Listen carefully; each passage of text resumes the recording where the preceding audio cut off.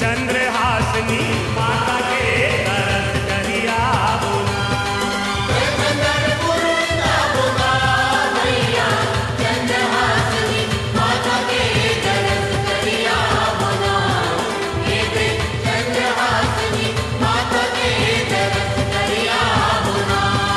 चल चंदनपुर जाबोगा भैया चंद्रहासिनी माता के दरस करिया बोला।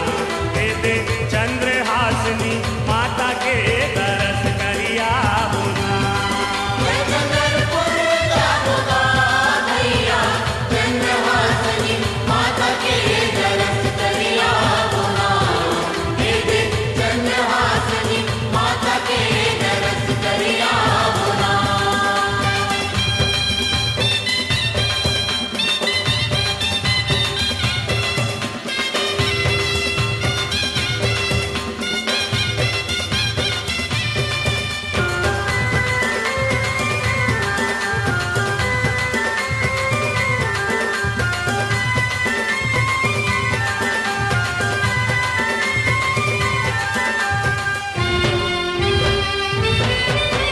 चला ओ दीदी चला गा भैया चला गा लड़का सियान मन।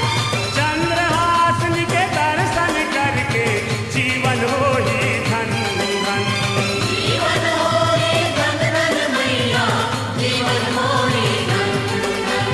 चला ओ दीदी चला गा भैया चला गा लड़का सियान मन। चंद्रहासिनी के दर्शन करके जीवन हो ही धन धन।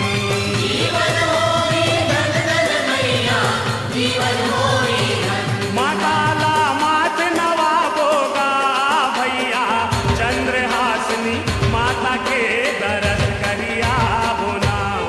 हे दे चंद्रहासिनी माता के दरस करिया बोला।